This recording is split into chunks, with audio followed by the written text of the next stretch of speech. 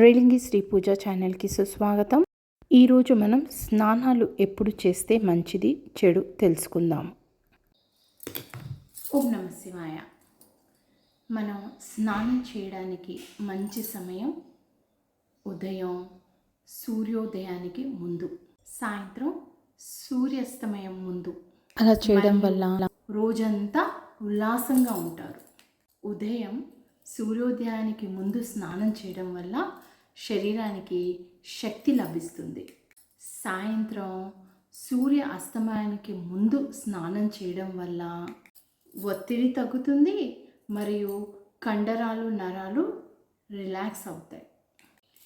ప్రతిరోజు మనం స్నానం చేయడం వల్ల ఆరోగ్యంగా శుద్ధిగా ఉంటాము. మన మీదున్న చెమట దుమ్ము ధూళిని శుద్ధం చేయడమే స్నానం. మన దాంట్లో 3 ముహూర్తాలు ఉన్నాయండి. ఒకటి బ్రహ్మముహూర్తము, రెండోది శివముహూర్తము, మూడోది హరిముహూర్తం.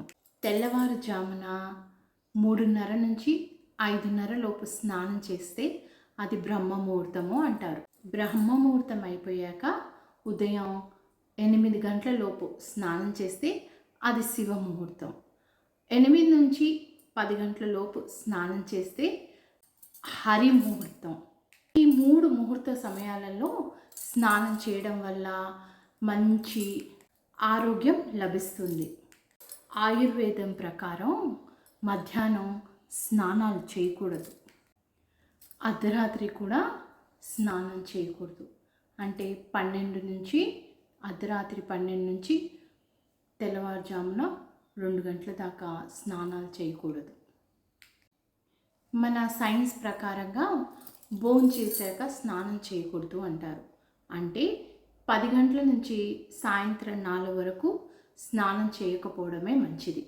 మళ్ళీ సాయంత్రం 4 నుంచి 7 గంటల వరకు మనం స్నానం చేయవచ్చు.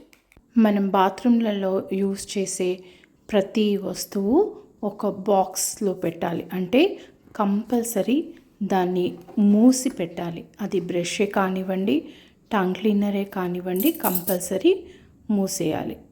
సోపులు కూడా జాగ్రత్తగా మూత పెట్టబడే బాక్సులనే పెట్టాలి. నేను బాత్రూమ్లలో వీలైనంత మటుకు ఇత్తడి బకెట్లే వాడతానండి. వేడి నీళ్ళకి ప్లాస్టిక్ బకెట్ రియాక్షన్ ఇస్తుంది, స్కిన్ డిజీజ్ వస్తాయని భయంతో వీలైనంత మటుకు ఇంట్లో ఇత్తడి బకెట్లే వాడుతూ ఉంటాం. ఇంకో విషయం అండి, మనం పుణ్యక్షేత్రాలకు వెళ్ళినప్పుడు కానీ బంధువుల ఇంటికి వెళ్ళినప్పుడు కానీ ముందే స్నానాలు చేయాలి. చివరి దాకా ఉండి లాస్ట్లో స్నానం చేయకూడదు. మళ్ళీ ఒకసారి చెప్పుకుందామా? కడుపు నిండా నీళ్లు తాగాక కానీ భోజనం తర్వాత స్నానం చేయకూడదు. రోజు మారే సమయం అంటే అర్ధరాత్రి నుంచి 3 గంటల దాకా స్నానం చేయకూడదు. మధ్యాహ్నం 11 నుంచి సాయంత్రం 4 వరకు చేయకూడదు. పుణ్యక్షేత్రాలకు వెళ్ళినప్పుడు వీలైనంత తొందరలో ముందుగా మనం స్నానం చేయాలి. కొన్ని సందర్భాలలో మనం స్నానం చేయలేకపోయినా హరహర గంగే హరహర గంగే హరహర గంగే అని తలుచుకుంటూ తలపైన నీళ్లు పోసుకుంటే స్నానంతో సమానమట. ఎంత మంచి అవకాశం కదండి.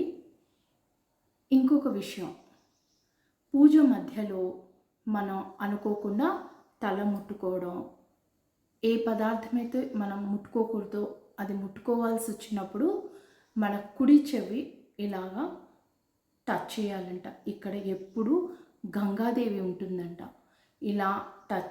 ఇలా ముట్టుకోవడం వల్లనే మనం చేయి కడుక్కునే దాంతో సమానమంట.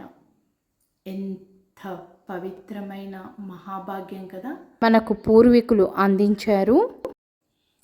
ఈ వీడియో మీకు ఉపయోగపడుతుందని అనుకుంటాను. మీకు తెలిసిన విషయాలు ఏమైనా ఉంటే తెలియజేయండి. మనం ఇంకో వీడియో చేసి మళ్ళీ చెప్పుకుందాము. ఓకే ఫ్రెండ్స్, వీడియో నచ్చినట్టయితే లైక్ చేసి షేర్ చేసి కొత్త వాళ్ళతో సబ్స్క్రైబ్ చేయించండి. బెల్ ఐకాన్ ప్రెస్ చేసినట్టయితే నేను చేసే ప్రతి కొత్త వీడియో మీకు నోటిఫికేషన్ వస్తుందండి. సో ఇలాంటి ఉపయోగపడే వీడియోస్ మీరు తప్పకుండా మిస్ చేయకుండా చూడగలుగుతారు.